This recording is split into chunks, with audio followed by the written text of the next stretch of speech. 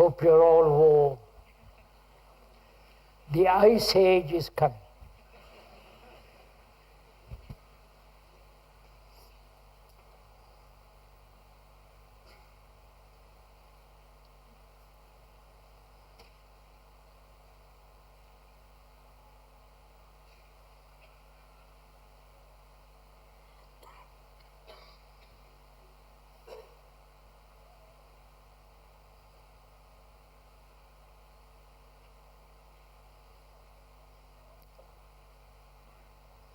The speaker has talked about meditation and the things involved in meditation at the end of the talks, because he feels that unless we put the house in order, meditation has very little value. Meditation is really quite important. If one knows or understands the deep meaning of meditation. And he has purposely put it at the end of the talks, because there's a order in our lives must be established righteously before we can even think about meditation and that which is eternally sacred. And so we will talk this morning about order. And we have talked about it also during the last three talks. And order is necessary. Order in our action, order in our relationship with each other, order in our daily, everyday activity. And to understand the very quality of order, which is totally different from discipline. Discipline, the root of it is to learn, not to conform, not to obey, not to imitate, but rather the order that comes through learning. Learning about ourselves, not according to some philosopher, some psychologist, but to discover order for ourselves, which is free from all sense of compulsion, from all sense of determined effort or order along a particular direction, and to discover that order which comes very naturally, and therefore in that order there is righteousness,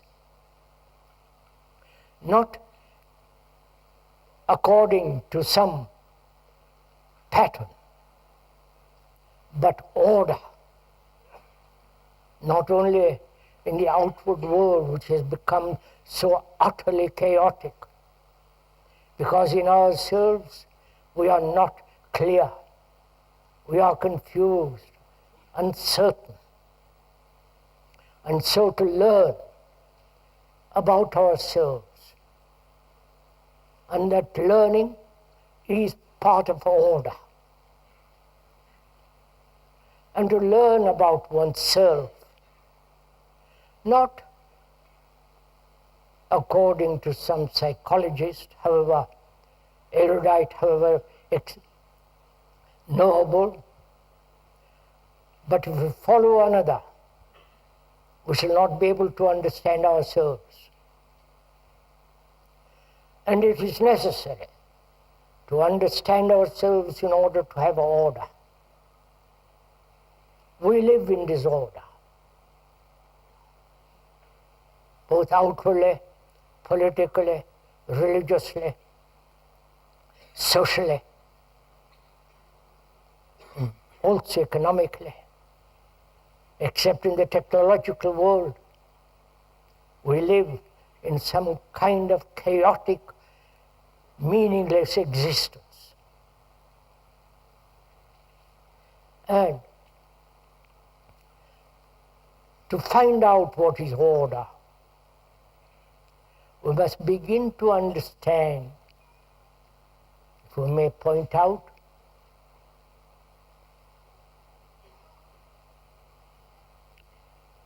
the nature of our relationship.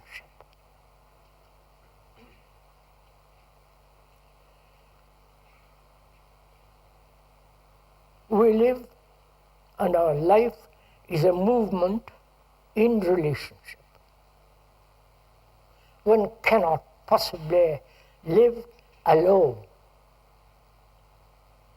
because however one may think one lives alone, you're always related to something or other, either to the past or some projected image in the future. So life is a movement in relationship. And in that relationship, there is disorder. And we must together examine closely why we live in our relationship with each other, however intimately or superficially, why we live in such disorder in our daily life. As we have been pointing out during the past 3 talks, we are thinking together. The speaker is not pointing out anything or trying to persuade you to think in a particular direction or doing any kind of persuasive, subtle pressure on you. On the contrary, we are together thinking over our problems, human problems, thinking together and discover what our relationship with each other is. Whether in that relationship there is order, whether in that relationship we can bring about order. And so, to understand the full meaning of relationship with each other, however close, however distant, we must begin to think, we must begin to understand why the brain creates images. I hope we are following each other. Why we have images about ourselves and images or pictures about others. Why in us each one has a peculiar image, and identifying oneself with that image. Why human beings throughout the world have created an image about themselves. Whether that image is necessary, whether that image gives one a sense of security, whether that image does not bring about separative action, and in relationship, intimate or otherwise, why this image exists. For images separate human beings. Please, we are thinking together. I am not telling you how to think or what to think. The speaker is not pointing out, but together we are investigating into this very complex problem of relationship.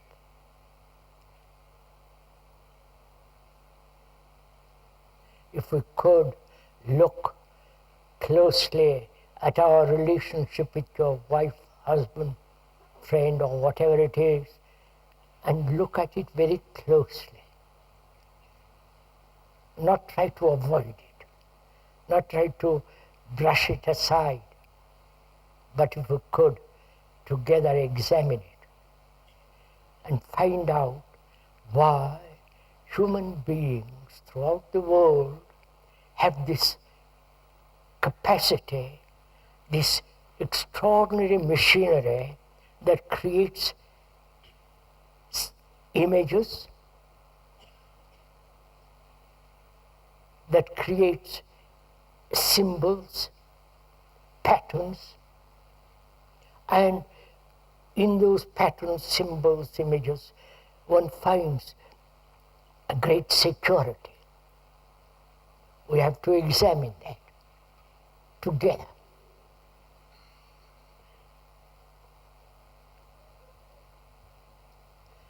If you observe, and I hope you don't mind the speaker pointing out to you, if one observes, one has an image about oneself.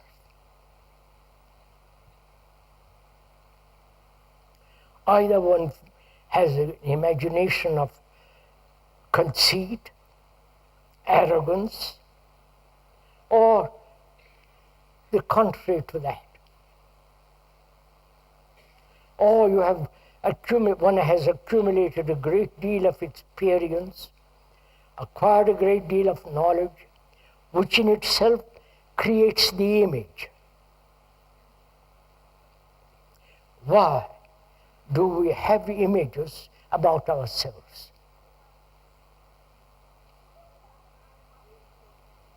Please put that question to yourself and look at it. Whether those images do not separate people. If you have an image as a Swiss or a British or French and so on, do not those images not only distort our observation of humanity, but also do they not separate?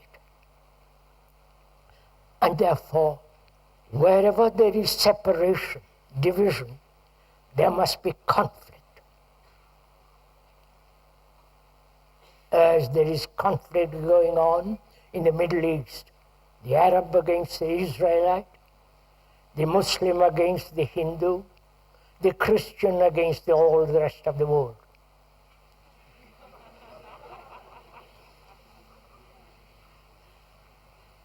This is going on.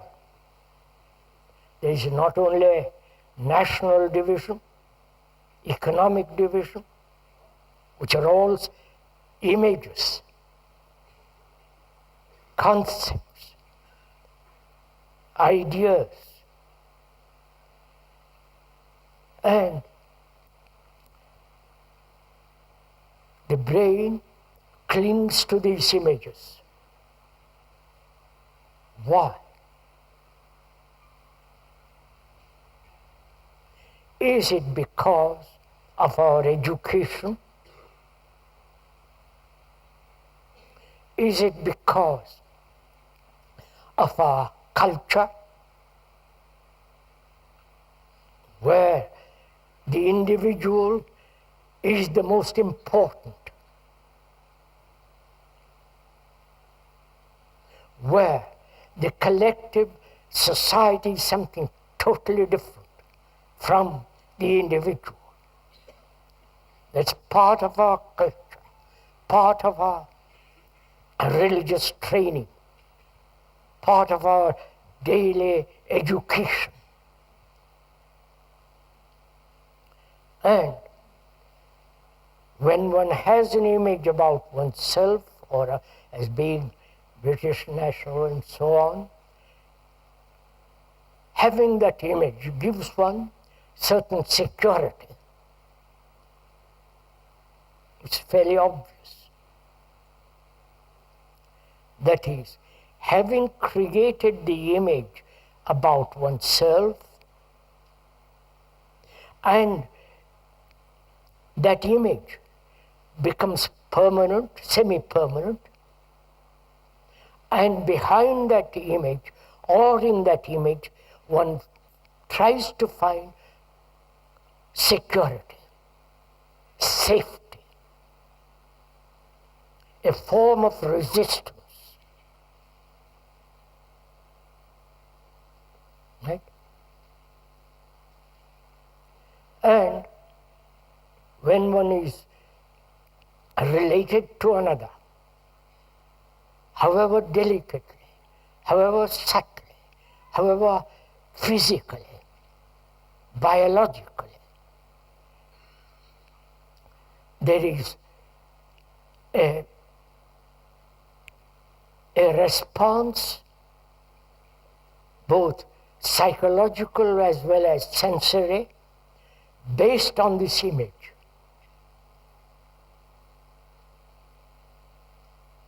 Again, that's a fact.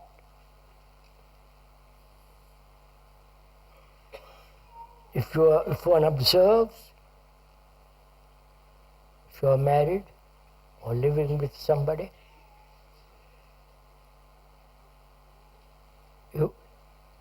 in our daily life, the image is formed, whether you are acquainted or live with a person for a week or 10 years, the image is slowly formed, step by step. Every reaction is remembered, stored up in the brain.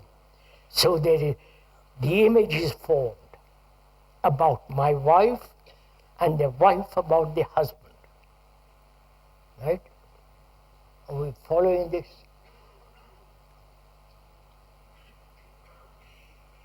And the relationship is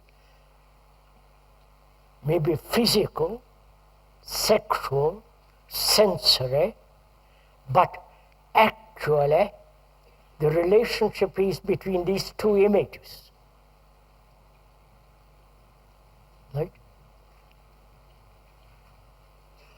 With speaker is not saying something extravagant or exotic or fantastic, but is merely pointing out, or rather, together we are learning that these images exist.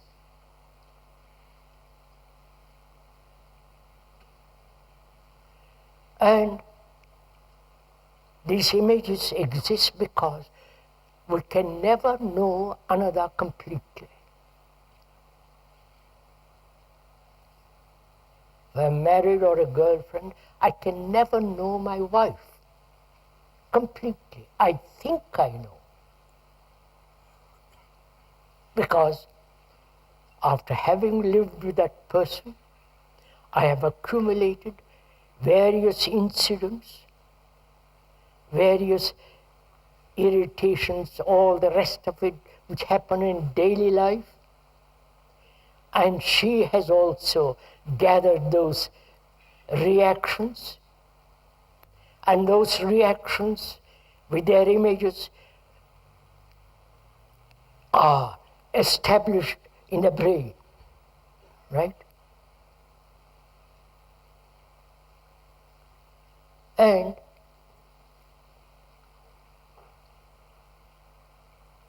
those images play an extraordinarily important part in our life. Apparently, very few of us are free of any form of image. The freedom from image is real freedom. Right? Because then, in that freedom, there is no division brought about by images. If I am a Hindu born in India, which the speaker is, but he's not a Hindu, suppose the speaker is born in India with all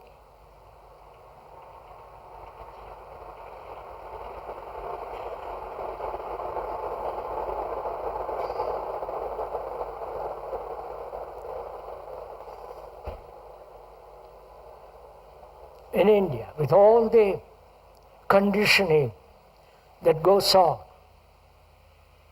the conditioning of the race, a particular group, with their superstitions, with their religious beliefs, dogmas, rituals, the whole structure of society, he lives with that image, which is his conditioning. And however much he may talk about brotherhood, unity, wholeness, those are merely words. They have no actual daily meaning. But if he frees himself from all that imposition, all that conditioning, all that superstitious nonsense, then he's breaking down the image. And also, in his relationship, if he is married or lives with somebody, is it possible not to create an image at all? You understand? That is, not to record an incident which may be pleasurable or painful in that particular relationship, not to record either the insult or the flattery, the encouragement or discouragement. You follow? All that is taking place in our daily relationship, is that possible not to record at all? Are we meeting each other? Because if the brain is constantly recording everything that's happening to it psychologically, then it is never free to be quiet. It can never be tranquil, peaceful. If the machinery is operating all the time, it wears itself out, which is obvious. And this is what happens in our relationship with each other.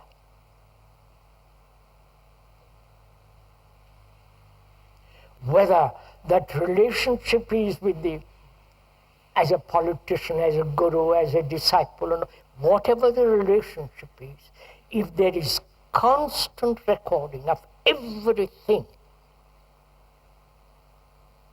then the brain slowly begins to wither away. And that is essentially old age. Right? So we are asking together, I'm not putting the question to you, but together we are investigating and we come upon this question, whether it is possible in our relationship with all its reactions and subtleties, with its sensual responses.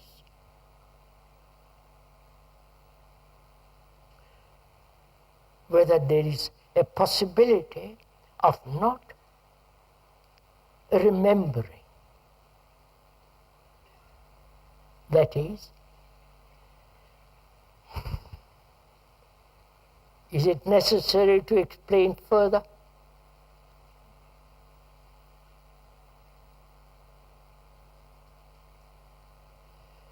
Suppose I am married and my wife bullies me, flatters me, encourages me, and so on, so on, so on. It is our daily education that is responsible for this remembrance.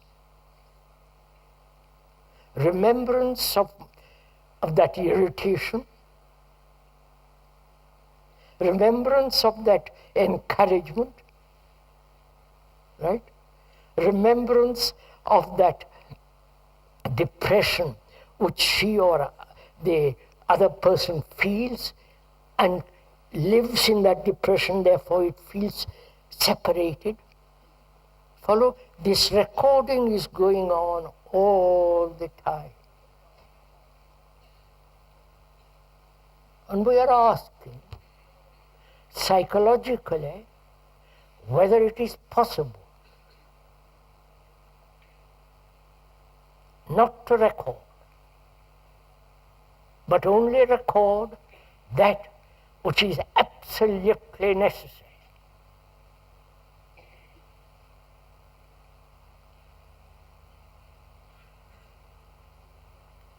The brain records because it is part of, it is necessary. In what direction? That is, it must record all the things it may learn mathematically.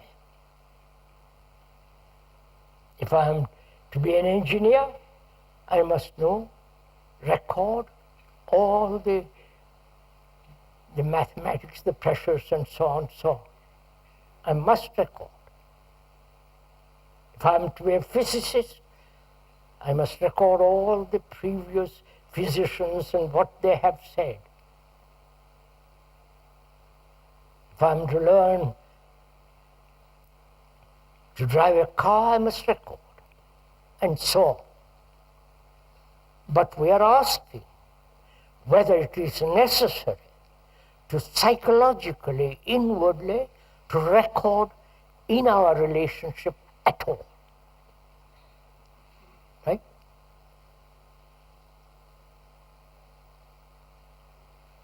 This remembrance of things past is that love. Go on. When I say to my wife, I love you, is that a remembrance of all the things we have been through together? Remembrance. The incidents, the travail, the troubles, the struggles, which have all been recorded, stored in the brain. And when I say I love my wife, is that remembrance actual love? You understand my question?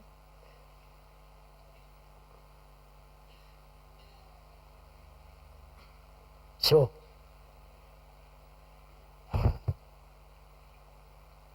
is it possible to be free of not to record at all?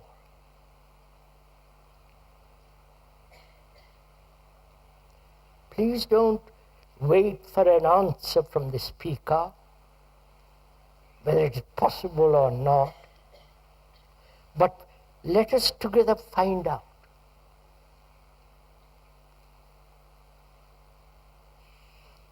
That is, it is only possible not to record when there is complete attention.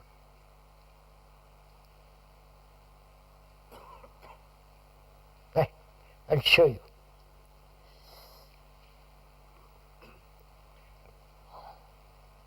I don't know why we want explanations. Why our brains are not swift enough to capture, have an insight into this whole thing immediately.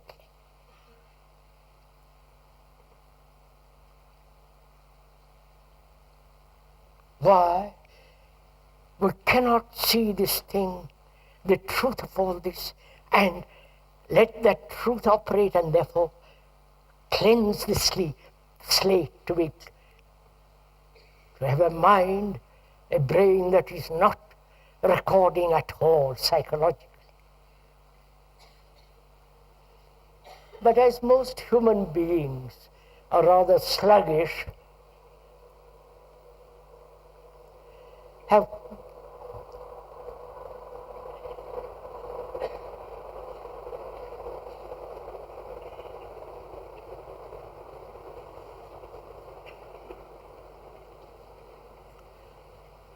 rather like to live in their old patterns, in their particular habit of thought. Anything new they reject. Because much better to live with the known rather than with the known. In the known there is safety. At least we think there is safety. We think there is security in the known. So we keep repeating, walking, struggling within that field of the known. And to discover together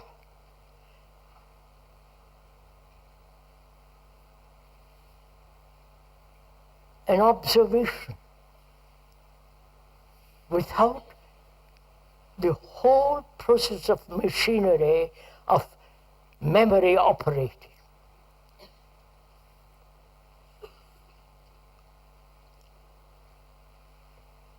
Now, how am I? You have put that question to me and we have put that question to you.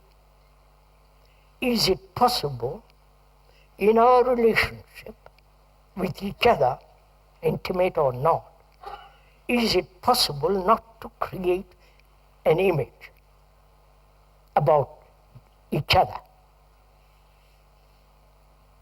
Because that image, the remembrance of things past, which is the image,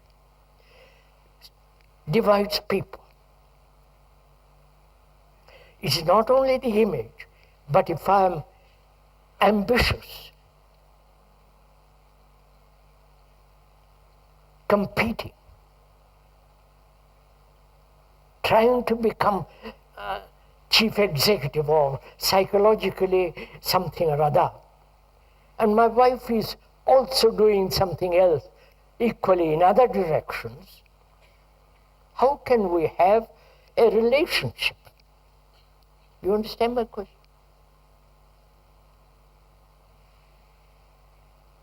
This is actually what is going on in the modern world. The man and the woman, each is seeking his own particular career, right? His own, their own ambitions, separate ambitions, greed, envy, success, identification. And perhaps they meet in the bed, and they call that relationship.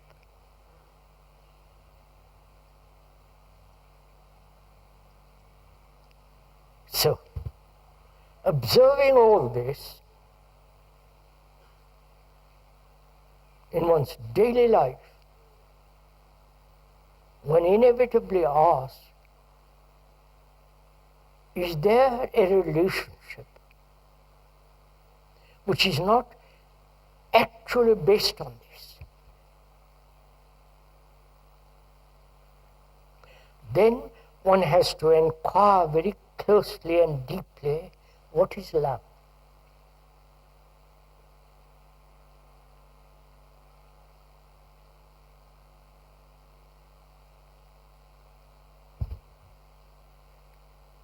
Are you waiting for me?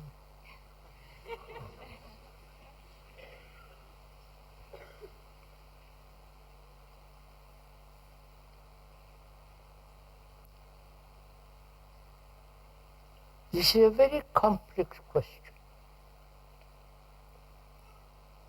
because all of us feel we love something or other.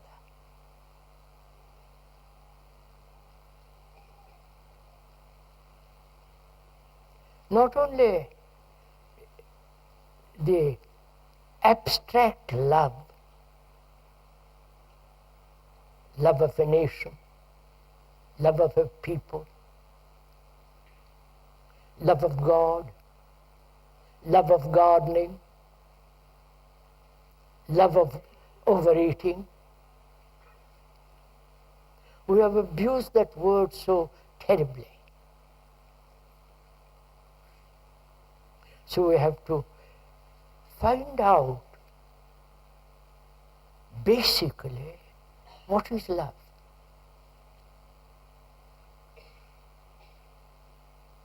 You see, love is not an idea, right? Love of God is an idea. Love of a symbol is still an idea. When you go to the church and kneel down and pray, you're really worshipping or praying to something which thought has created, right? And so see what happens. Thought has created it. Actually, this is a fact. And you worship that which thought has created, which means you are worshipping in a very subtle form yourself, right? I know this is a probably sacrilegious statement, but it's a fact. That's what's happening throughout the world. You create, thought creates the flag, the symbol of a particular country, then you fight for it, you kill each other, right? We destroy the earth in competition with another nation. And so the flag becomes a symbol of our love.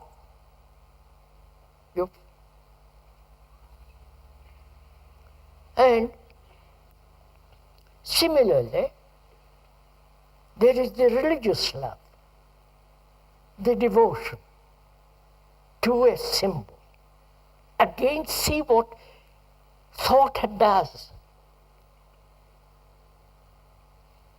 You create the symbol, thought creates the symbol with all the attributes of that symbol,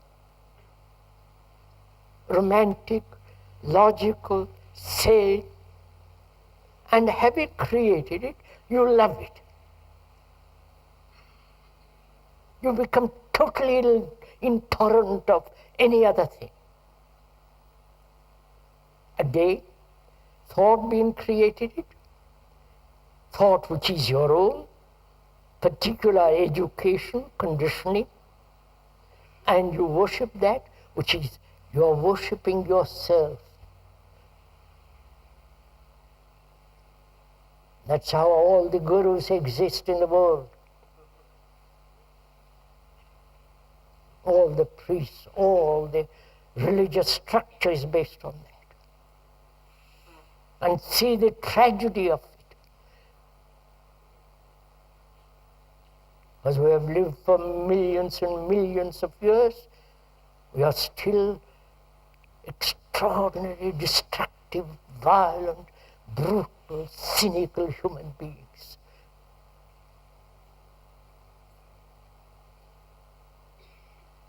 And also,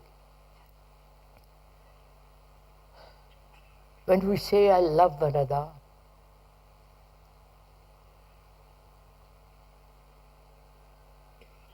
in that love there is desire, pleasure, projections of various activities of thought. So one has to look into and find out whether love is desire, whether love is pleasure, whether in love there is fear. Because where there is fear, there must be hatred. Right? Please, I'm not telling you all this, you know all this. Where there is fear, there must be jealousy, anxiety, possessiveness, domination.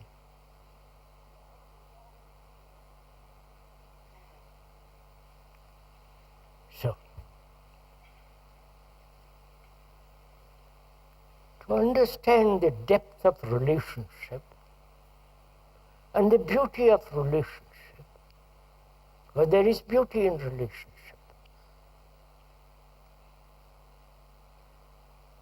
the whole cosmos is a movement in relationship. Cosmos means order. And when one has order in oneself, one has order in our relationship, and therefore order in our society. So one must inquire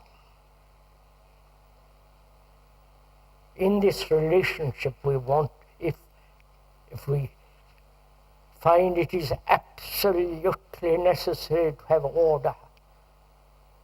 And therefore, out of that order comes love. One must inquire into what is desire. Right? Desire to become something. Desire to reach illumination, God, desire for this or that.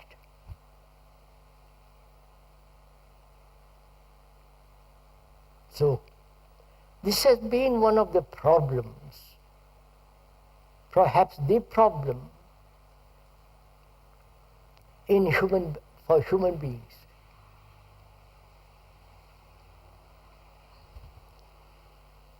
Must I go into all this?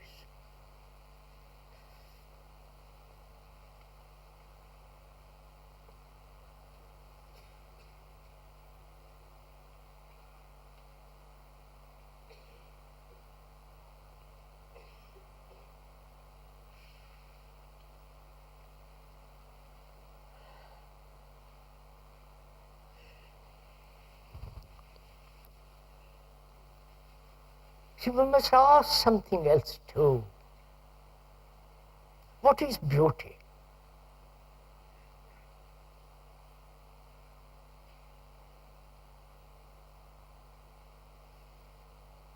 We see the snow, the fresh snow on the mountains this morning. Clean, lovely sight, if you're not too cold.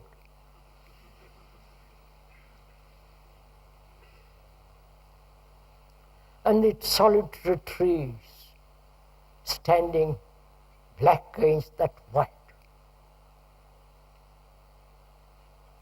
And looking at the world about us, the marvelous machinery, the extraordinary computer, with their special beauty, and the beauty of a face, the beauty of a painting, beauty of a poem.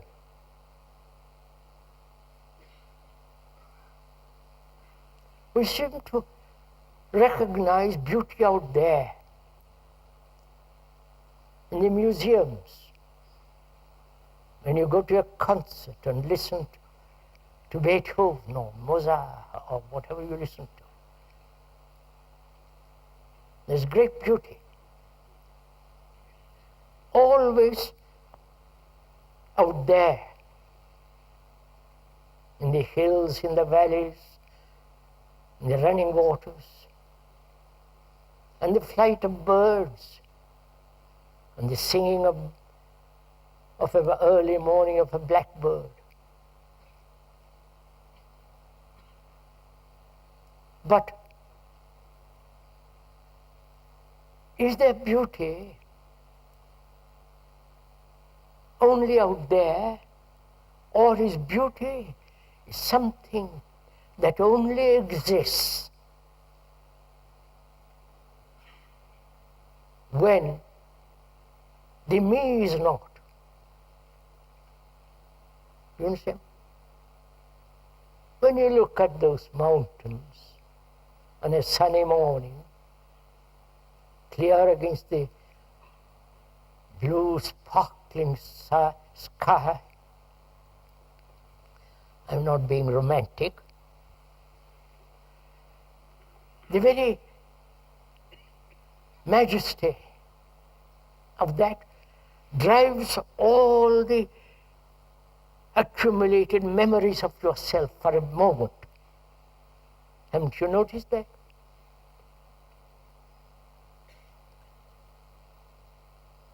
There, the outward beauty, the outward magnificence, the majesty and the strength of that mountain wipes away all your problems, everything for a second out of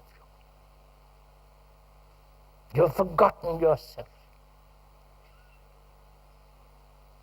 Where there is total absence of yourself, beauty is.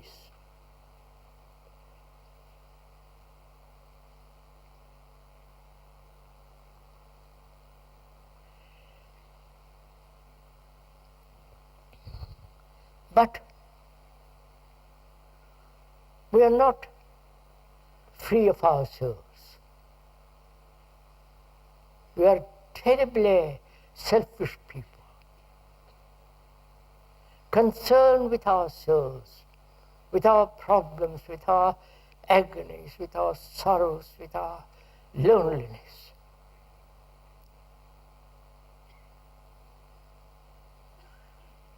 And out of that desperate loneliness, we want identification with something or other. Out of that loneliness, we cling to somebody, to a belief, to an idea, to a person, especially to a person. And in that dependency, all our problems arise.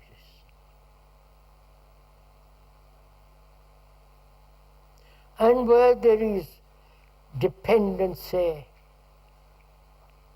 psychologically,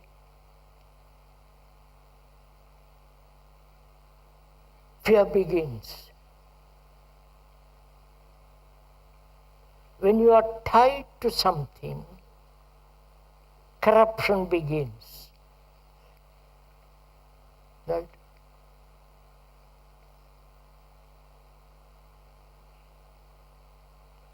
So one must go into this question of what is desire. Because that's the most urgent vital drive in our life. We're not talking about the desire for a particular thing, but desire itself, not for something. Let's go into it very carefully. Because as one must know, all religions have said, if you want to serve God, subjugate desire, destroy desire, control desire.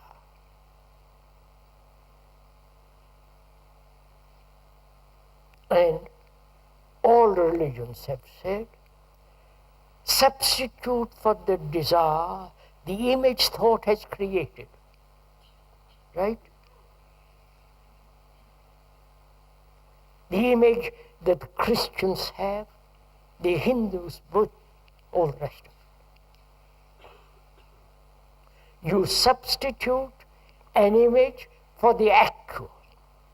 Follow this. The actual is desire, the burning of it. And one thinks one can overcome that by substituting that for something else. This has been the pattern of all religious thinking.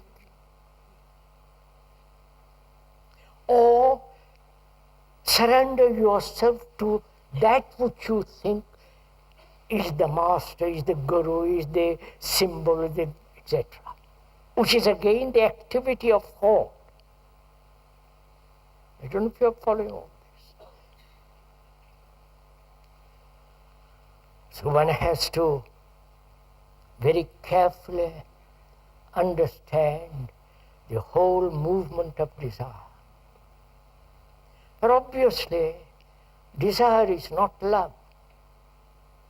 Desire isn't compassion. Without love and compassion, meditation becomes utterly meaningless. Because love and compassion have their own intelligence. It's not the intelligence of cunning thought.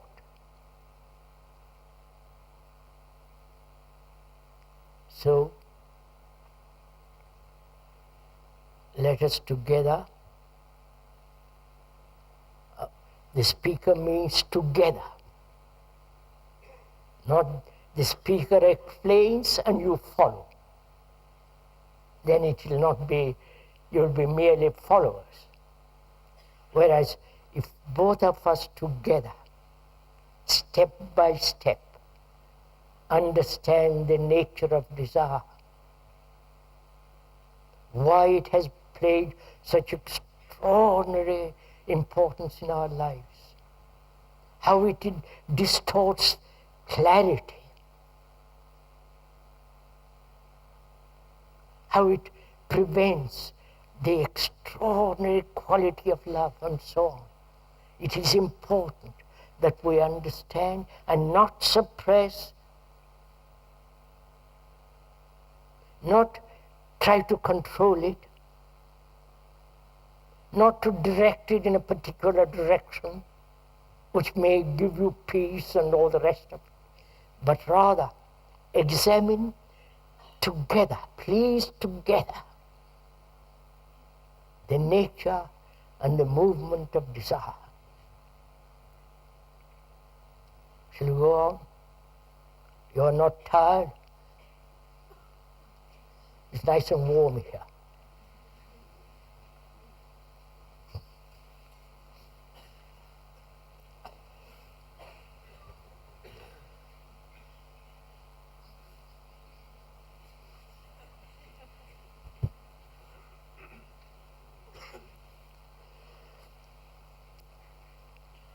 Please bear in mind, the speaker is not trying to impress you, guide you, help you, nothing.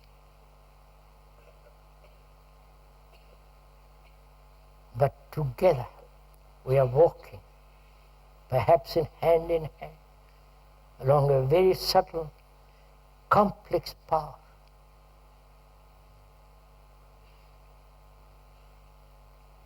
And one has to listen to each other.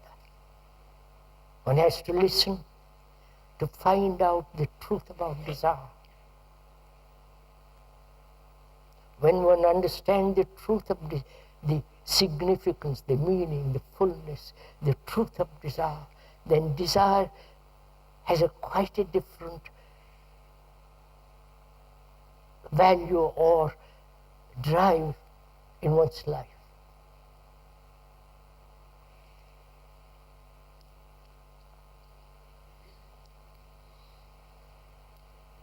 And also, one must look at something else too, which is, when you observe desire, are you observing it as an outsider looking at desire? Yes? Or you are observing desire as it arises. Not desire something separate from you. You are desire. You see the difference? Either I observe desire, which I have when I see something in the window which pleases me, and I have the desire to buy it, and then the object is different from me. Right? But the object is different, but desire is me. Right? So I have to watch. There is a perception of desire without the observer watching desire. Am I making this somewhat clear? No. All right, I'll explain. I can look at a tree.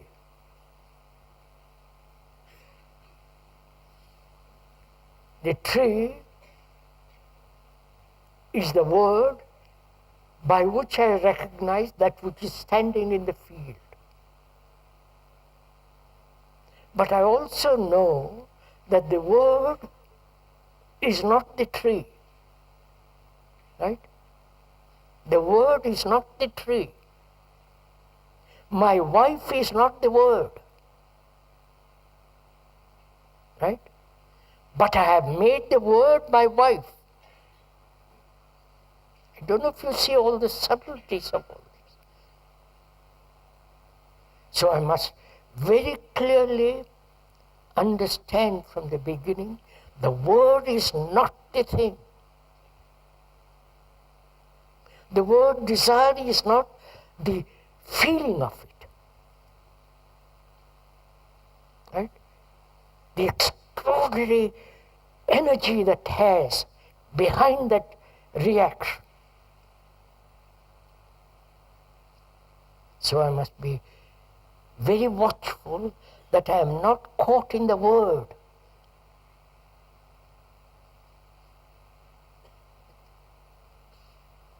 And also the brain must be active enough to see that the object may create desire, right? But there is a desire which is separate from the object. You're following all this? Are we together in this? Are we so aware that the word is not the thing? That desire is not separate from the observer who is watching desire. That the object may create desire, but there is desire independent of the object. right? And each one has a separate desire. The religion wants God, the mundane, and so on, so on, so on. So, one must be aware of all this. So we are going to find out what is desire. Not the object in the window or on the road, or the person I see, but what is how does desire arise? Right? How does a desire flower? Why does this have such extraordinary energy behind it?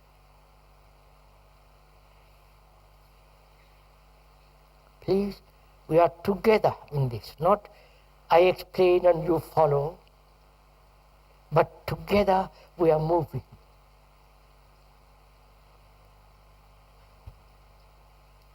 Because this has a great importance in relationship.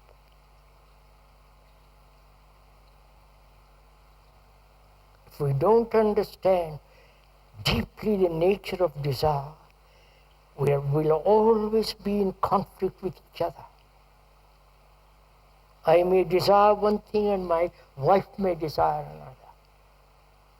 My children may desire something totally different. So we're always at loggerhead with each other. And this battle, this struggle is called love relationship.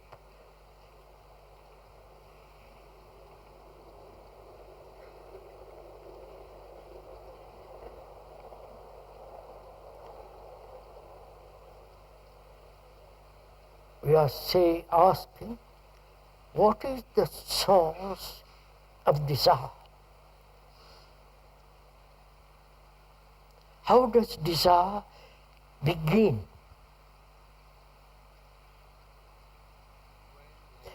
And please, there will be question and answers after next Sunday. So please be good enough, if you don't mind, then we can write down the question and I'll respond, but not now, if you don't mind.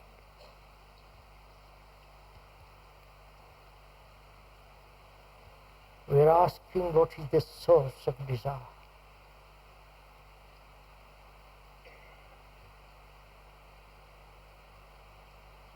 And we must be very truthful in this, very honest, because it's very, very deceptive, very subtle unless we understand the root of it.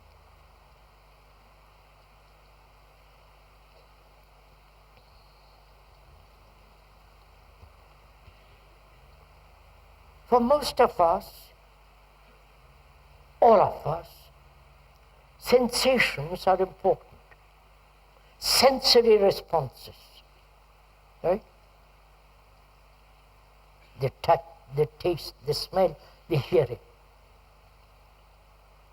And for most of us, a particular sensory response is more important than the other responses.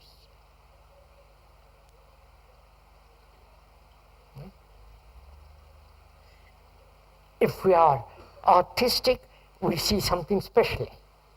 If we are trained as an engineer or this or that, that's something. Sensory responses are different, and so on. So, we never observe with all the sensory responses totally.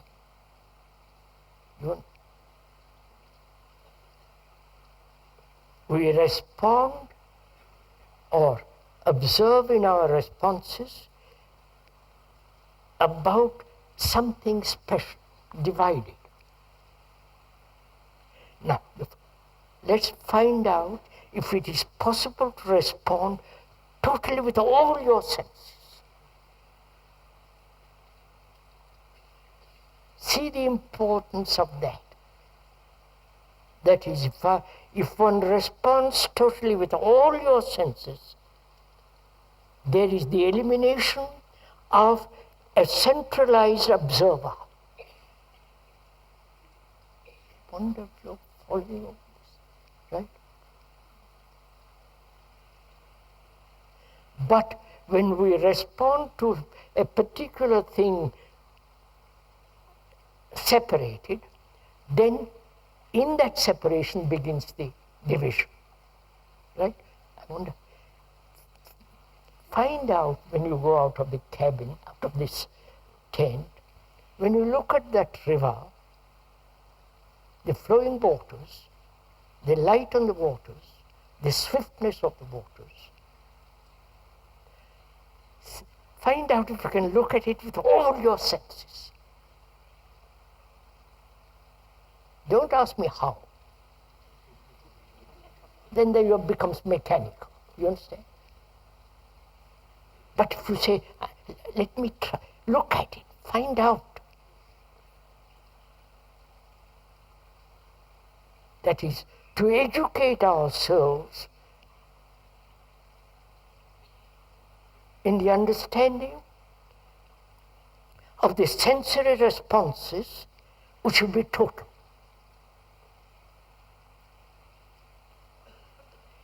I must come back to something else. Sorry, there's only part of it. We're asking what is the source of the desire, As we said, sensory responses. We begin with sensory responses, right? You see something, the seeing brings about the response, right? You see a green shirt or a green dress, the seeing awakens the response. Then the contact takes place, right? Then from that contact,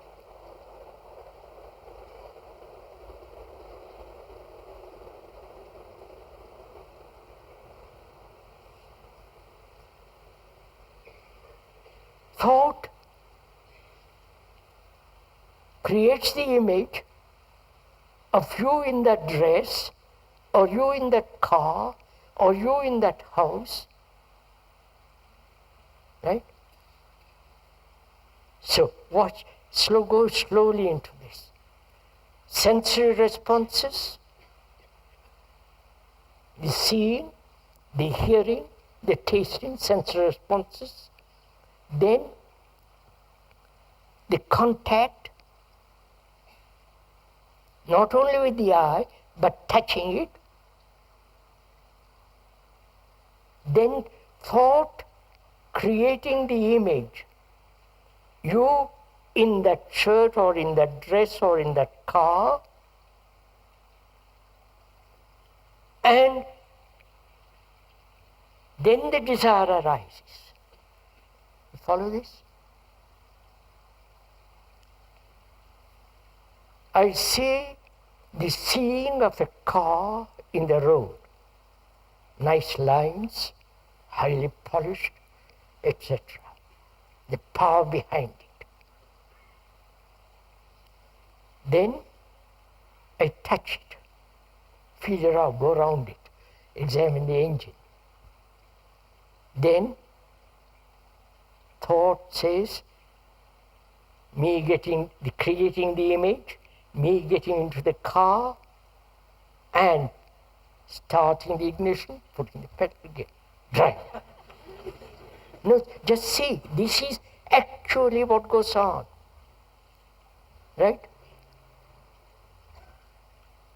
So desire begins, the source of desire is when thought creates the image, up to then there is no desire. There is sensory responses, contact, which is normal. All right, healthy. But then thought creates the image, and from that second begins desire. You follow? I see a beautiful vase. See the shape of it, the beauty of it, the Grecian, the rest I haven't going to it. And touching it, looking at it, the beauty of it, gradually, if I create the image, wanting it, begins. If this is clear, then the question is it possible not for thought not to create the image? You understand this? This is learning about desire, which is in itself is discipline. You understand?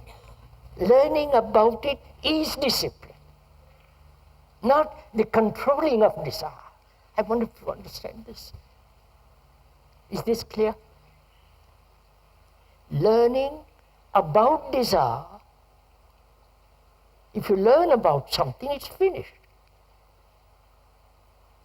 Whereas if you say, I must control desire, then you're totally in a different field altogether. But if you say, look, I understand now that when thought creates the image, at that second desire begins.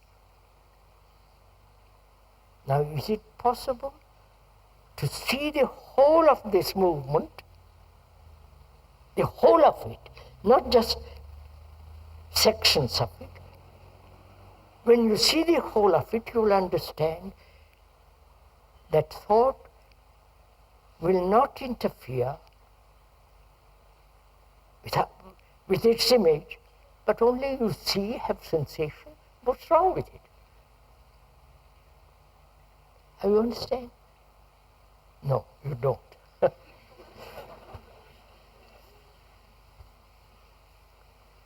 Because you see, we are all so crazy about desire. We want to fulfill ourselves through desire. Right?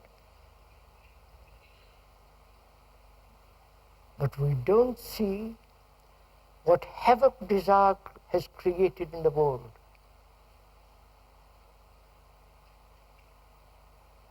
Desire for individual security, desire for individual attainment, success, power, position, prestige. You follow?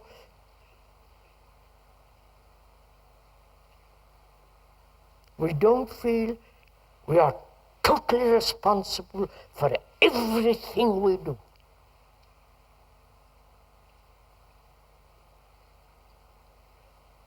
And if one understands desire, the nature of it, then what place has desire? Or has it any place where there is love?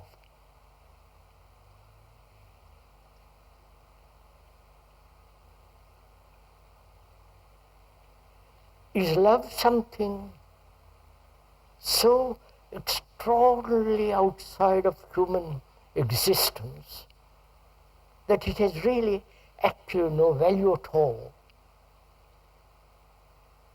Or because we have not seen the beauty and the depth and the greatness, sacredness of this word,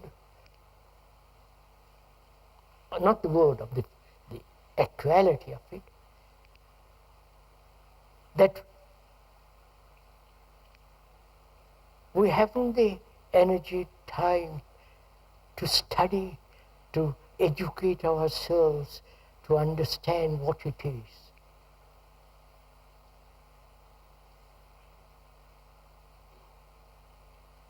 Because without love and compassion, with its intelligence,